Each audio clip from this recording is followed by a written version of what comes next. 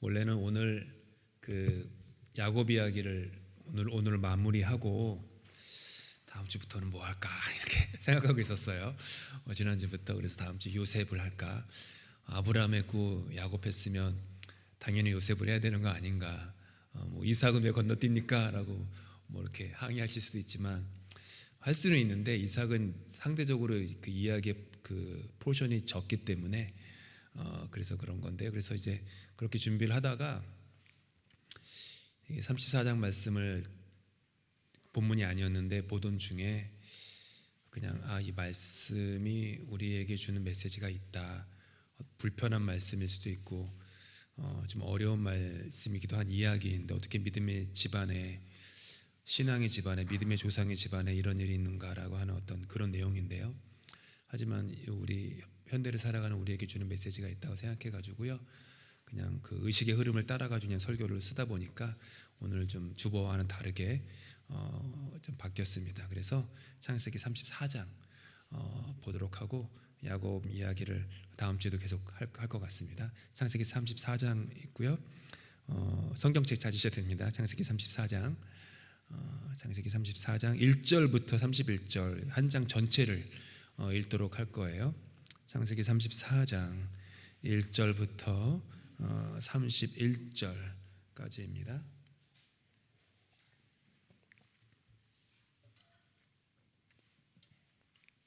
창세기 34장 1절부터 31절 함께 저와 함께 교독하도록 하겠습니다. 레아가 야곱에게 낳은 딸 디나가 그 땅의 딸들을 보러 나갔더니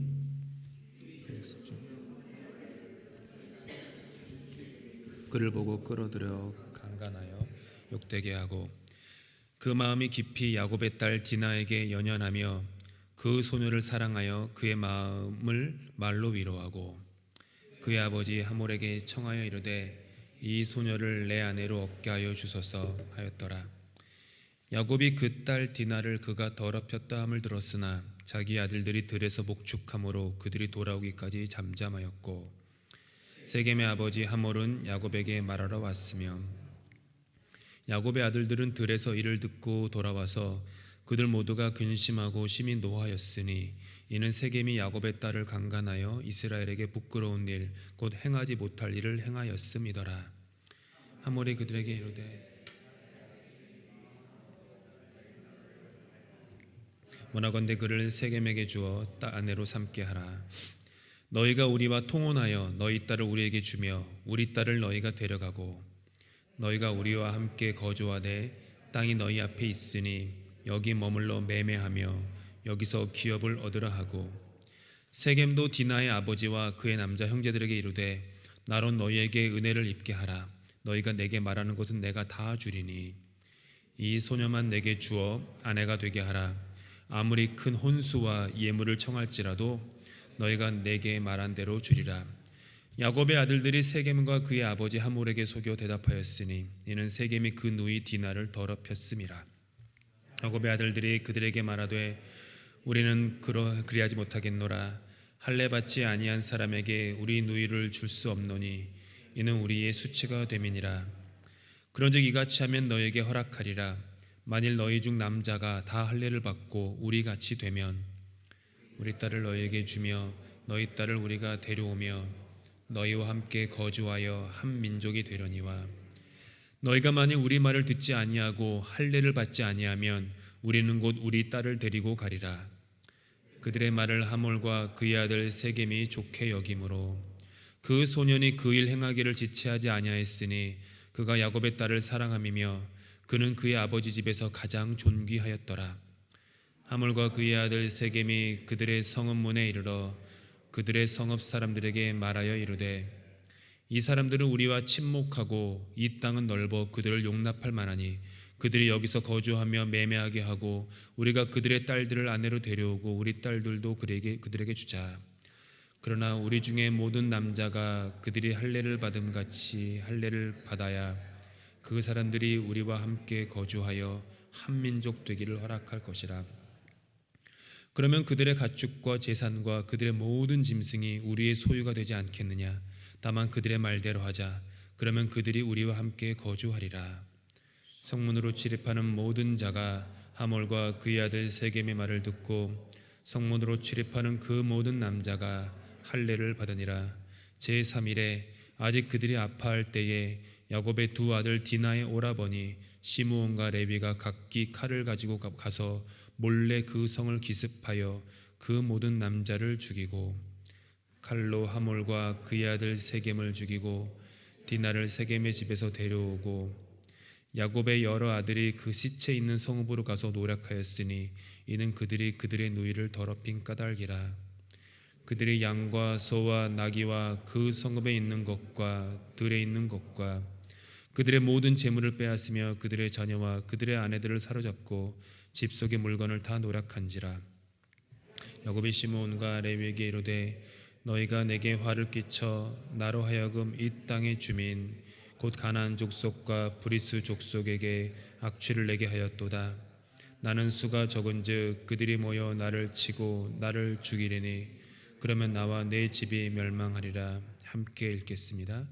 그들이 이르되 그가 우리 누이를 창녀같이 대우함이 모르니까.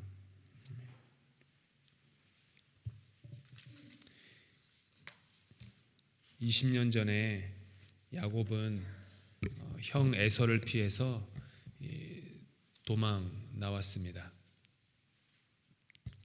돌베개를 베고 자던 그 베델에서 하나님은 야곱에게 약속을 해주셨습니다. 내가 반드시 너의 고향 가나안으로 많은 자녀와 함께 돌아오게 해주겠다.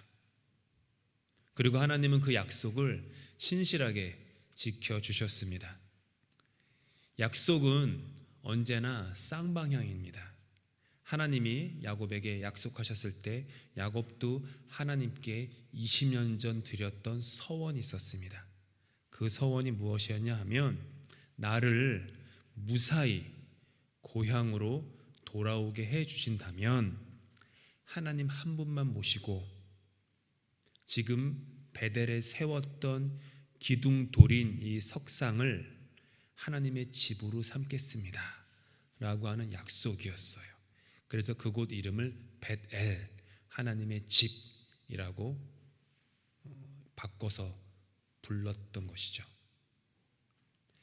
창세기 28장에 나왔던 하나님과 야곱 간의 약속이 서로 지켜지는 것 같았습니다. 왜냐하면 하나님은 야곱을 축복하셔서 많은 자녀와 또 재산과 함께 그가 그토록 가고 싶었던 소망했던 고향 땅에 20년 만에 왔기 때문입니다. 그런데 이때 심각한 문제 하나가 발생해서 모든 일이 틀어지고 맙니다. 그것은 야곱이 하나님께 서원한 곳이었던 베델이 아닌 세겜에서 제단을 쌓았다는 것입니다. 33장 19절에서 20절은 이렇게 기록합니다. 야곱은 장막을 친 그 밭을 세겜의 아버지인 하몰의 아들들에게서 은 100냥을 주고 샀다.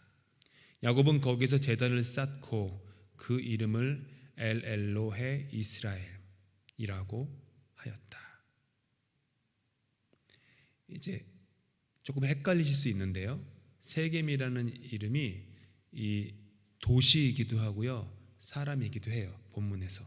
그래서 이게 좀 헷갈릴 수 있어요. 세겜이라는 도시도 있고 지금 본문에서 디나를 강간한 그 도시 세겜이라는 도시의 지도자 역시 세겜이에요. 우리도 사람 이름을 지을 때 도시 이름으로 많이 짓거든요.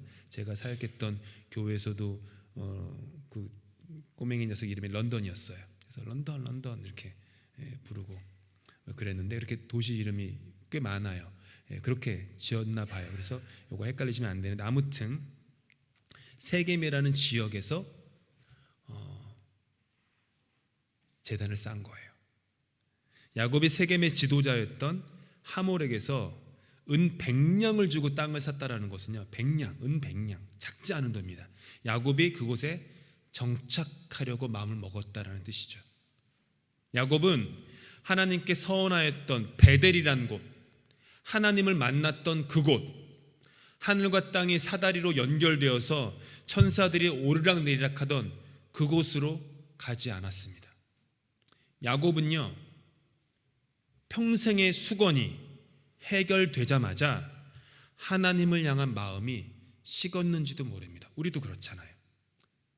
그렇게 간절히 기도하고 서원하고 애쓰고 눈물 흘리다가도 그것이 이루어지면 언제 그랬냐는 듯이 싹 입 닦는, 하나님을 향해 입 닦는 그런 모습들이 있죠. 하나님에 대한 간절함이 사그라들었는지도 모르죠. 오랫동안 간구하였던 기도가 응답되었기 때문입니다. 또한 야곱은 여전히 아직은 신앙적이기보다는 세속적이었습니다. 베델은요, 아무것도 없는 허허 들판이었어요. 야곱이 형 에서 사냥꾼이니까 얼마나 발이 빠르겠습니까? 그 형을 피해가지고 그 집둥이 야곱이 정신없이 도망쳐가지고 간신히 다다른 곳이 베델이라는 허허 벌판이었어요. 야곱은요, 형이 쫓아오니까 사람들이 있는 마을, 도시 갈 수가 없습니다. 형이 자기를 찾아서 죽일 거니까. 그러니까 아무도 없는 숲으로 간 거예요. 그곳에서 돌베개를 베고 잠을 잤을 때 하나님을 만났죠. 지금이야 20년만 지나면, 10년이면 강산이 변하니까 지금이야 20년이면 강산이 2번 변하지만 그 수천 년 전에 20년 지났다고 그 지역이 변합니까? 그대로죠. 여전히 베델은 그냥 허허 벌판, 아무것도 없는 곳, 그곳이었어요. 근데 세겜은 이미 문명 도시였어요. 그곳은 상업적으로 발달하였고 주변에 좋은 목초지가 풍부했기 때문에 야곱이 가지고 있는 그 수많은 목축대들을 기르기에 아주 적합한 곳이었죠. 이스라엘이라는 이름을 가지게 된 야곱은 영적인 자리 베델이 아니라 세속의 자리 세겜을 사랑하고 거기에 안주하였던 것입니다. 부와 쾌락이 넘치는 자리에 죄악은 번성하고 하나님은 잊혀집니다. 인생의 진정한 위기는 고난과 환난의 때가 아니에요. 고난과 환난에는 거의 대부분의 사람들은 하나님을 간절히 찾습니다. 겸손합니다. 무릎 꿇습니다. 그런데 잘 될 때, 술술 풀릴 때, 성공할 때, 화려할 때, 그때가 가장 위기입니다. 왜냐하면 하나님을 향한 마음이 그만큼 식어버렸기 때문이죠. 야곱은 지금 그 영적 위기에 빠져 있는 거예요. 세상적으로는 전성기인데 영적으로는 심각한 위기에 빠지게 된 것이죠. 그래서 오늘 본문의 비극이 34장 벌어진 후에 35장 그 다음 장인 35장 1절에서 하나님은 이렇게 말씀하셨어요. 이제는, 거기 이제는이라는 말이 숨어 있어. 이제는 일어나 베델로 올라가서 거기 거주하며 네가 내 형 에서의 낯을 피하여 도망하던 때에 네게 나타났던 하나님께 거기서 제단을 쌓으라. 야곱이 세겜에서 지내는 동안에 함께 읽었던 그 비극적인 일이 일어납니다. 야곱의 딸 디나가 세겜의 여자들을 보러 나갔습니다. 세겜의 여자들을 보러 나간 데에는 그냥 조금만 상상해도 그 이유를 대충 알 수 있어요. 그 여자들이 대도시의 여자들이니까 얼마나 화려했겠습니까? 화장이건 헤어스타일이건 옷이건 뭐 등등등등 얼마나 화려했겠습니까? 면면이 딸 디나가 그것이 궁금했던 것 같아요. 그래서 보러 나갔습니다. 그리고 아까 말씀드린 대로 그 도시의 이름과 같은 그 지방 군주 하몰의 아들 세겜에게서 강간을 당하게 되었습니다.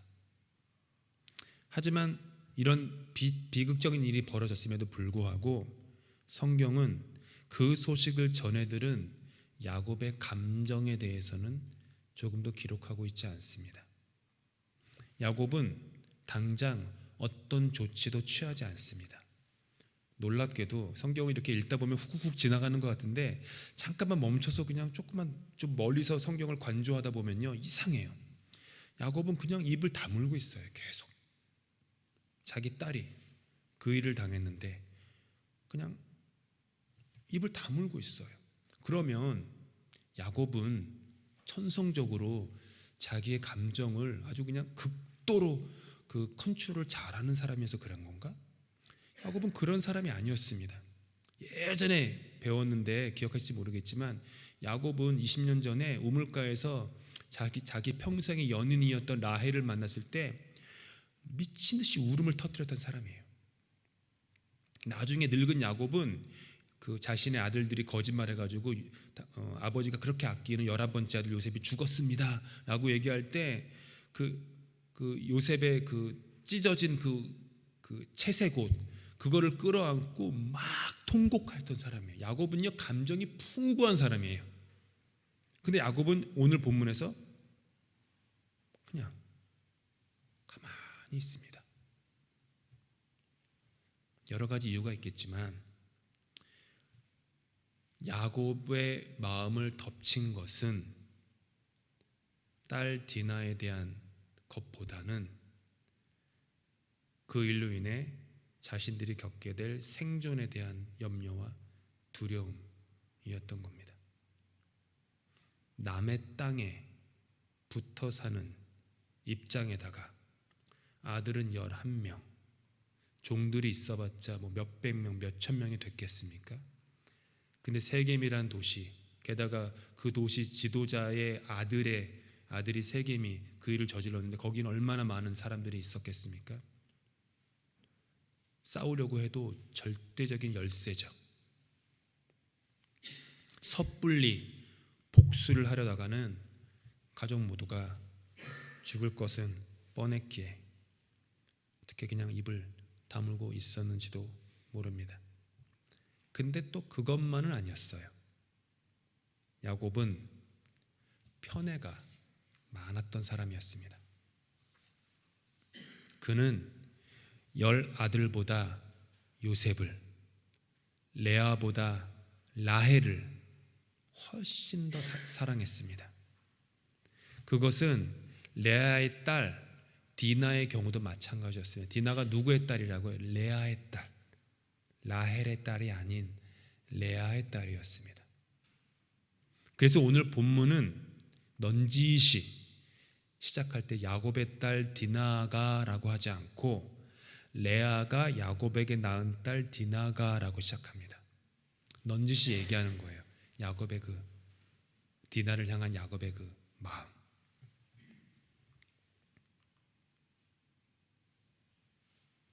딸 디나를 향한 야곱의 태도가 이랬던 반면에 아들 세겜을 향한 하몰의 태도는 매우 달랐습니다.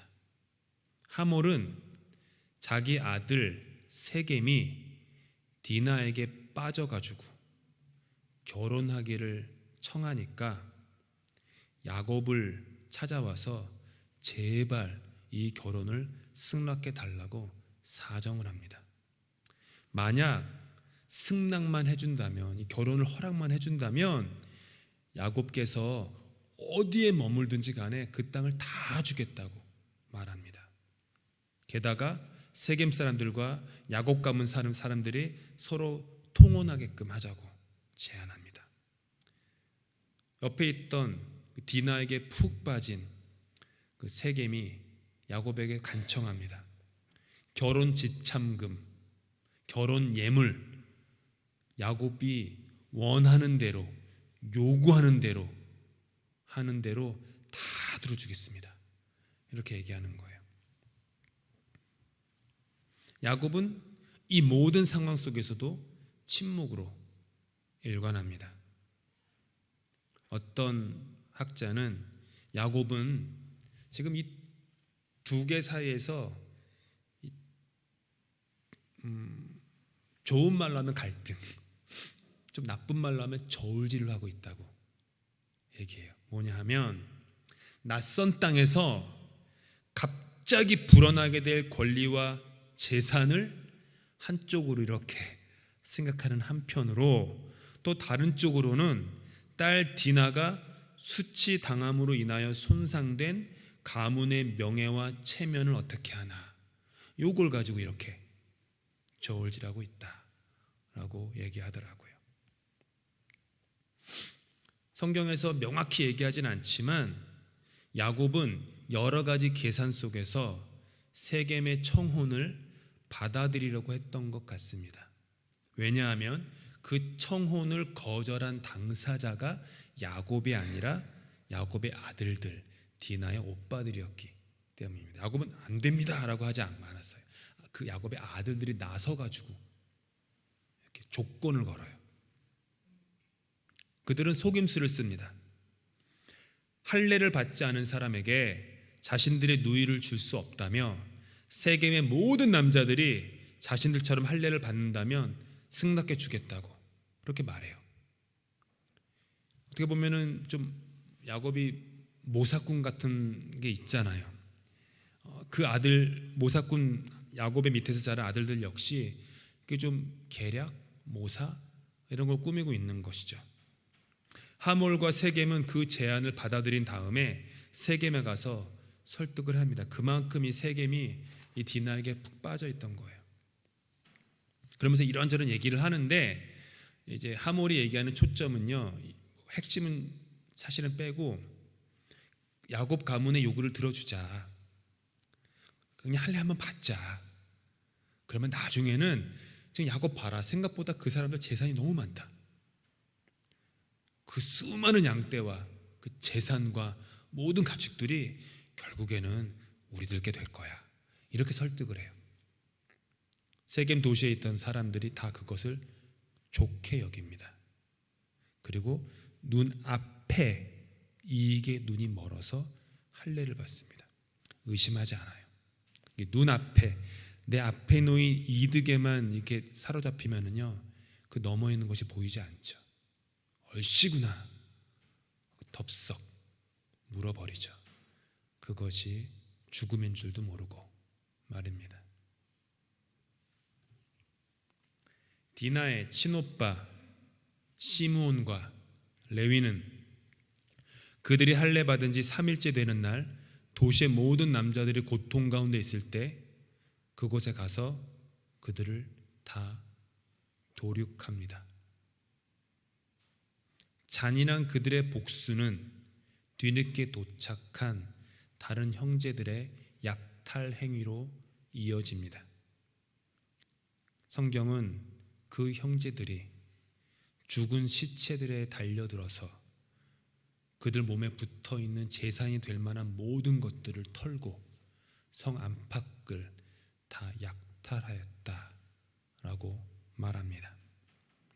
그들은 누이의 명예를 회복하겠다라고 하는 명목하에 자신들의 탐욕을 채우고 있는 것입니다. 어쩌면 이와 같은 그들의 모습은 자라온 환경에 영향을 받은 건지도 모릅니다. 야곱의 아들들은요, 대부분이 야곱이 하나님의 사람 이스라엘로 변화되기 전에 성장한 젊은이들이었어요. 야곱이 야복강을 건널 때 큰아들 르우벤이 20살가량이었어요. 그러면 대부분의 아들들이 나이 차이가 많지 않아요. 서로 간에. 왜냐하면 그 4명의 여인들에게서 아들들이 나왔기 때문에 우리처럼 뭐 1살 더 이렇지 않아요. 왜냐하면 이 여자에서 낳고 이 여자에서 낳고 막 팍팍 낳았으니까 나이 차이가 가까웠어요. 그러니까 그러면 막내는 뭐 이제 베이비겠네 이렇게 생각하시면 안 돼요. 그냥 팍팍 난 거예요. 제가 한참 전에 설교할 때 헐떡거리면서 낳고 얘기 설교했던 거 기억하실지 모르겠지만 그런 집안이에요. 그러니까 그 아들들이 보아왔던 아버지의 모습은 신앙인 이스라엘의 모습이 아니었던 거예요. 모사꾼, 잔머리, 계략, 집념과 집착으로 자기가 원하는 것은 어떤 수단과 방법을 가리지 않고 서로 얻어내고야 마는 그 아버지 야곱. 자기들 어머니로부터도 들었을 거 아니에요. 네 아버지가 나를 소방 맞췄다. 레아로부터 맨날 들었을 거예요. 아빠가 나를 싫어해. 이런 얘기. 계속 그렇게 자란 거예요. 그런 아버지의 모습을 곁에서 지켜봤으니 아버지가 어떤 말로 그들을 가르치지 않더라도 아버지가 살아온 삶의 방식을 그 곁에 있었던 아들들은 그것이 옳고 그른지조차 분별하지 못한 채 그대로 몸으로 체득했던 거예요. 얼마나 무섭습니까? 부모된 자가 얼마나 하나님 앞에 두렵고 떨리는 마음으로 서야 하는지, 그리고 먼저 된 자가 나중된 자를 위해서 얼마나 겸손하게 신앙으로 서야 되는지, 교회에서도 먼저 된 자가, 높은 자가, 가진 자가 얼마나 더 자신의 삶으로 그것을 보여줘야 하는지 극명하게 드러나는 대목이라고 할 수 있습니다.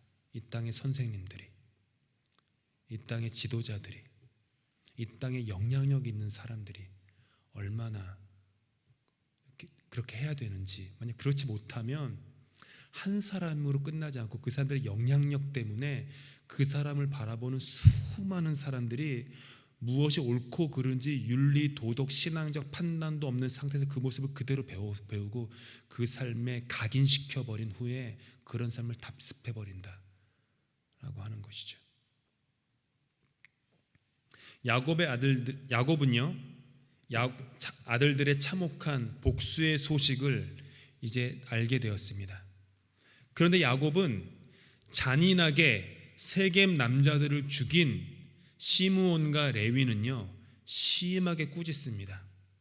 근데 여러분 보셨는지 모르지만 이상하게도 전리품을 약탈해온 다른 아들들은 꾸짖지 않습니다. 시므온과 레위만 꾸짖어요. 오케이, 너희들 꾸짖었으니 이제 다른 수들 와라.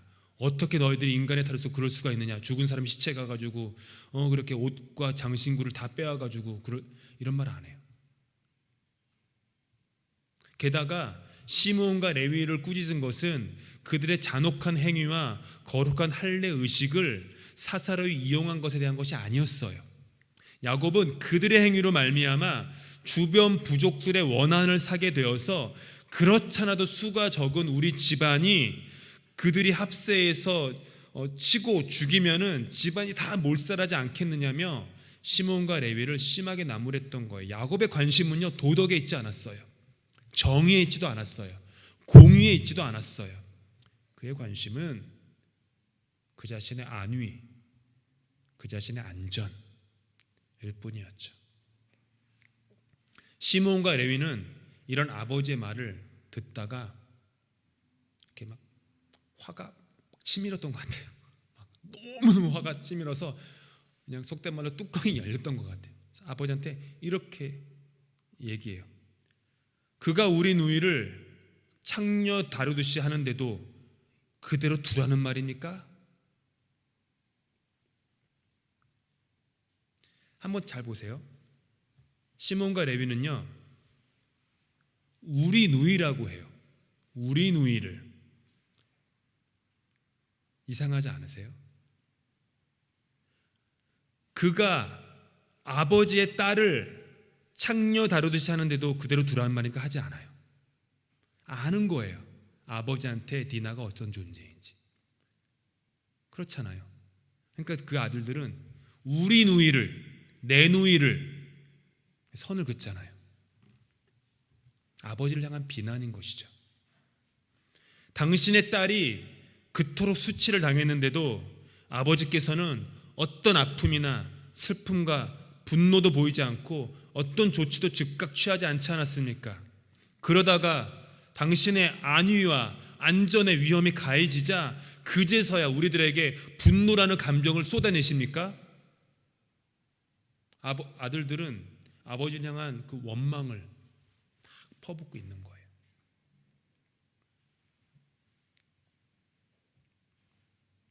그런데 정작 중요한 메시지는 이거예요. 이 모든 상황 속에서 정작 피해를 당한 당사자인 디나의 목소리는 들리지가 않습니다. 이상하지 않으세요? 가장 큰 육체와 정신의 피해를 당한 사람은 디나인데 그녀의 목소리는 들리지가 않아요. 온 몸과 마음으로 이 끔찍한 일을 당했습니다. 그녀는 강간을 당하였고 감금도 당했습니다. 그녀는 자신에게 나중에 열렬히 구혼하는 한 남자의 눈을 보았고 그를 비롯한 남자들이 비참하게 죽는 모습도 지켜보아야만 했습니다.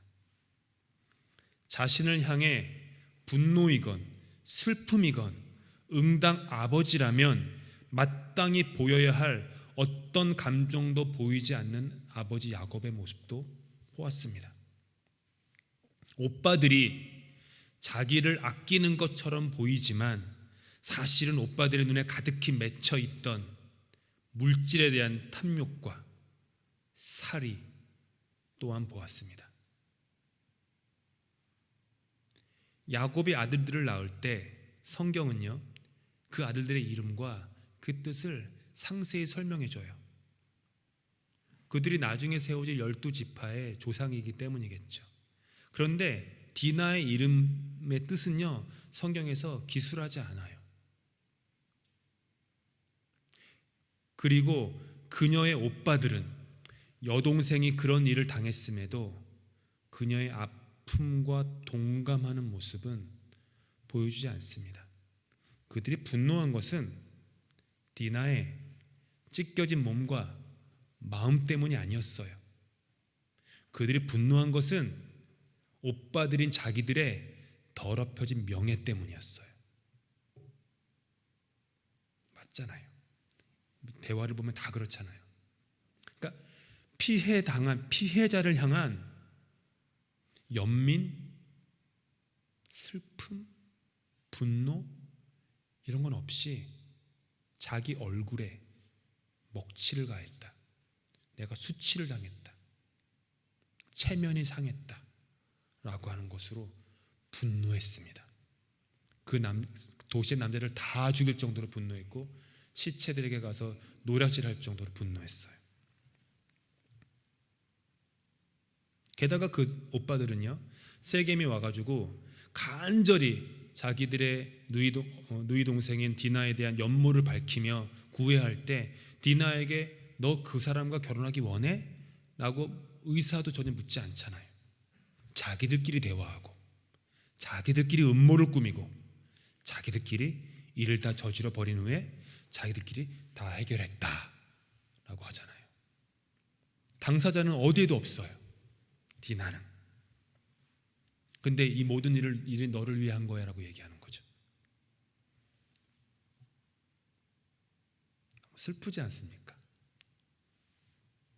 가부장 중심의 문화, 남성 중심주의 문화에서 이렇게 가련한 한 여인 디나의 목소리는 한마디도 들리지 않습니다. 그런데 예수님 시대에는 달랐어요. 예수님이 오셔서 하신 것이 그것이었어요. 5명의 남자들로부터 하루아침에 버림받은 그 비련한 여인, 유대인들의 상종조차 하지 않는 그 사마리아 여인, 마을 여인들로부터 외면받는 그 여인을 예수님은 일부러 만나러 가셨어요. 그리고 그 여인과 수없이 많은 대화를 하세요. 요한복음 4장을 읽어보시면 그 여인과 나는 대화의 깊이가 아주 깊어요. 그냥 전문 신학 교육을 받은 신학 교수와 대화하는 것처럼 그 대화의 깊이가 깊어요. 그게 신약 성경이에요. 예수님은 그런 여인들의 목소리를 듣고 또 들었고 마태, 마가, 누가, 요한은 그리고 사도행전은 다 그 여인들의 목소리를 기록해요. 마르다의 목소리, 그녀의 여동생 마리아의 목소리, 가나마다 붙잡힌 여인의 목소리, 막달라 마리아의 목소리, 죽어가는 아이를 위해서 절규하던 한 여인의 목소리. 개들도 제 주인의 상에서 떨어지는 부스러기를 먹습니다. 그러니 제 아들을 고쳐주세요 라고 외치는 그 여인의 목소리를 예수님 시대에는 다 담습니다. 그렇게 예수님은 구약의 시대에 종지부를 찍으셨습니다.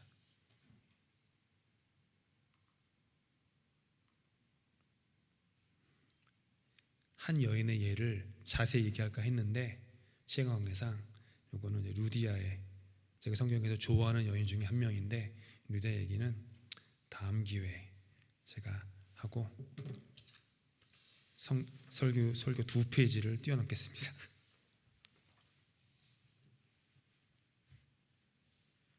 디나의 이름은 나오지 않다가 20년이 지난 창세기 46장에 다시 등장해요. 대가뭄을 피해서 애굽으로 피난을 가게 된 그 요셉이 살아있음을 알게 되고 피난을 가게 된 야곱 가족 명단에 디나가 나와요. 그게 또 20년이에요. 근데 한번 생각해 보세요. 그 성경은 뭐 디나가 누구를 만나가지고 결혼해가지고 행복하게 살았다 이런 기록 없어요.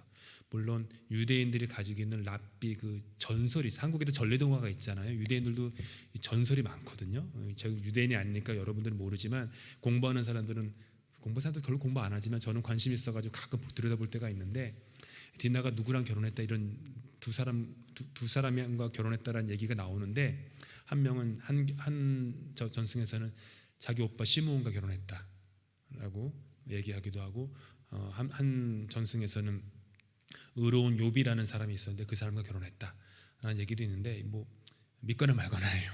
전승이니까 그거는 중요한 건 아니에요. 어쨌든 성경은 20년 동안 디나가 가족과 함께 있었어요.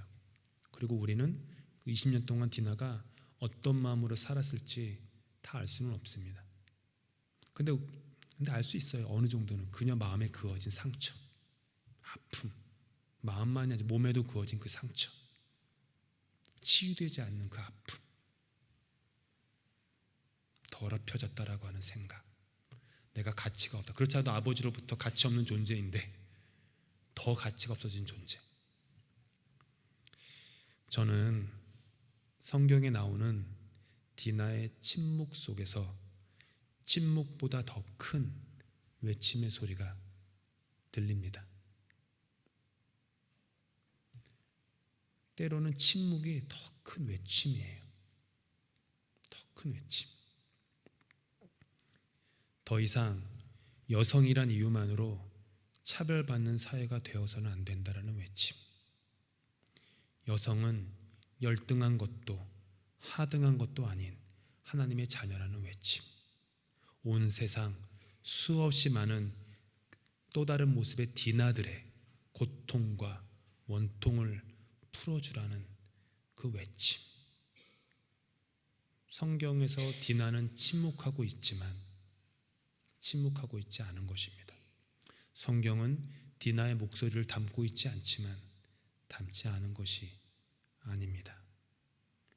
교회만큼 여성들의 리더십이 가장 먼저 인정받은 곳이 없습니다. 그것이 초대교회의 모습이었습니다. 그런데 아이러니하게도 교회만큼 여성들의 리더십이 침묵되는 곳 또한 없습니다. 1894년 줄리아 푸트라는 여성은, 흑인 여성은 미국 뉴욕에 있는 아프리칸 감리 감독 교단에 속해 있었던 시온 교회에서 안수를 받은 첫 안수 집사가 되었습니다. 1894년이에요.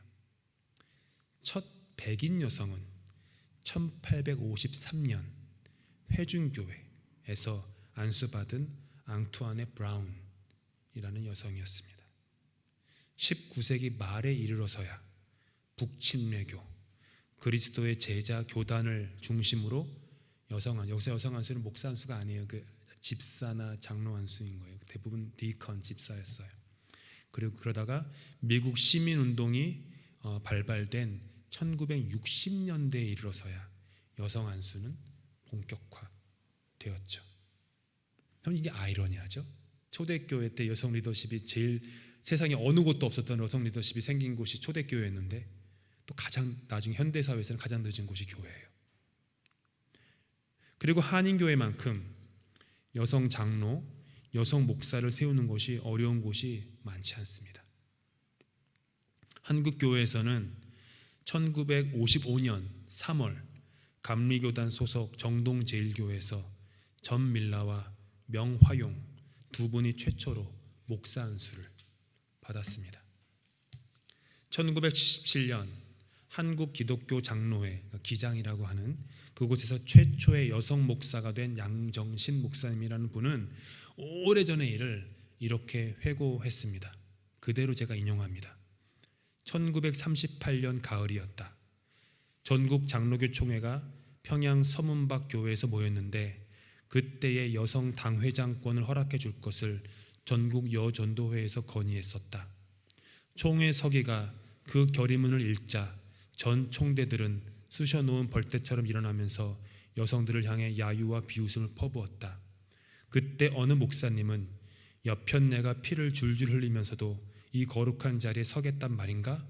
하고 빈정대는가 하면 또 다른 목사님은 배때기가 남산만 해가지고 어디로 올라오겠단 말이냐 하고 온갖 험한 소리를 퍼부어대던 그 욕설과 핀잔의 소리가 귀에 들리는 듯 쟁쟁하였다.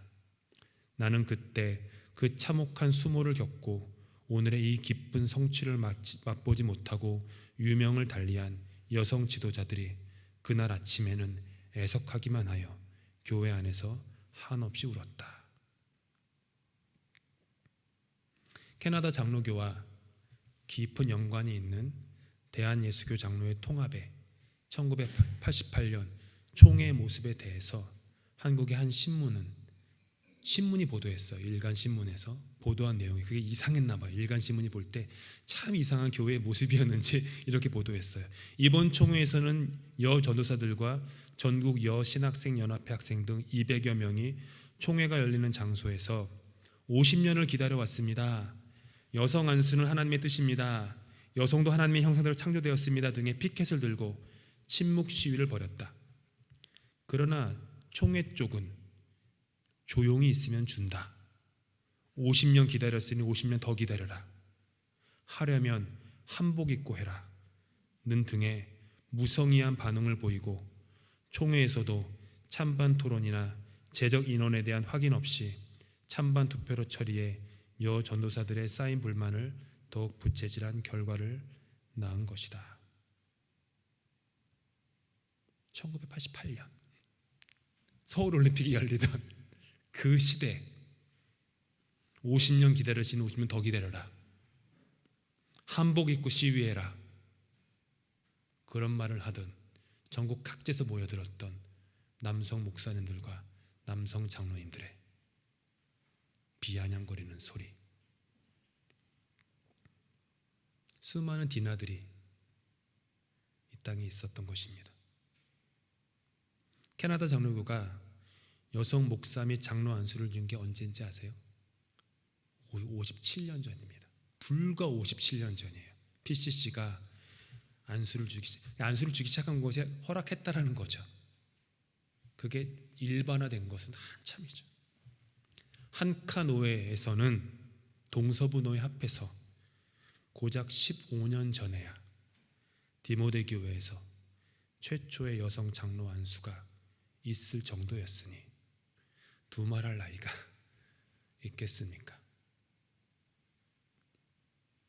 수없이 많은 디나들의 침묵의 외침을 이 땅의 교회들은 들어야 합니다. 수없이 많은 디나들의 외침. 그것이 저와 여러분의 딸들이 앞으로 살아갈 새로운 세상을 준비시켜 주는 것입니다.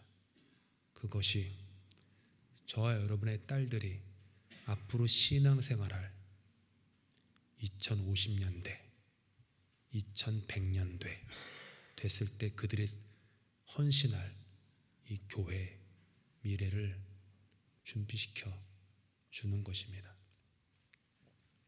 디나는 침묵했습니다. 하지만 디나는 침묵하지 않습니다. 저는 지금 그냥 여성에 대한 얘기를 하는 게 아니에요. 오해하시면 안 돼요. 저는 인간에 대한 얘기를 하는 거예요.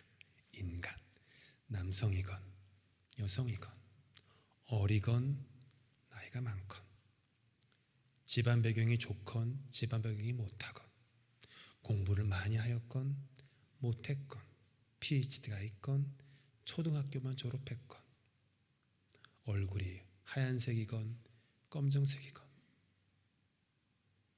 상관없이 하나님 예수 이름 아래 모여있는 공동체에서 우리가 어떤 공동체를 꿈꾸고 키워나가고 갖고 나가야 하는지에 대한 아주 기본적인 근본적인 그런 마음의 자세, 신앙의 자세.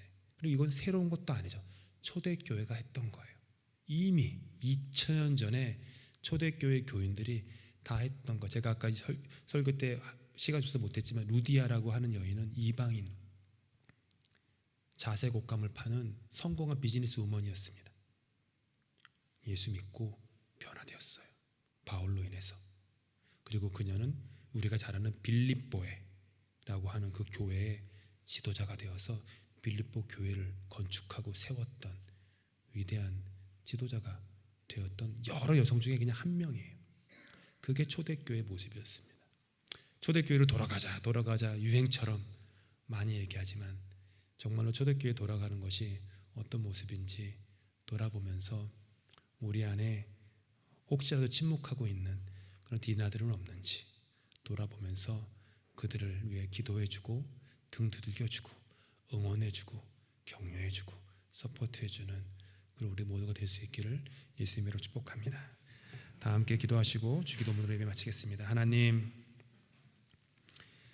디나의 그 비극을 통하여서도 우리에게 교훈하여 주시니 감사합니다. 그 아픈 비극 가운데도 그녀의 목소리는 들리지 않지만 오히려 들리지 않는 그녀의 침묵이 우리에게 더 큰 외침으로 영혼을 때립니다. 여전히 이 땅에 지구 구석구석에 또 이곳 사회에 또 우리 교회 안에 있는 수많은 또 디나들은 없는지 돌아보며 주님, 이 교회가 더욱더 하나님의 교회, 주님의 보혈로 씻겨진 교회, 주님의 이름만 높여지는 교회, 그런 교회 될 수 있도록 도와주시고 그 일들을 위하여서 이 교회가 이 땅을 섬기며 이 땅을 치유하며 회복하며 정말로 이 교회가 이곳에 있으므로 이 런던 지역사회에 새로운 보이스를 낼 수 있는 새로운 것들을 새로운 해석을 이 땅에 던질 수 있는 그런 귀한 말씀의 공동체로 세워질 수 있도록 은혜 베풀어 주시옵소서. 다 함께 주기도문으로 예배 마칩니다. 하늘에 계신 우리 아버지,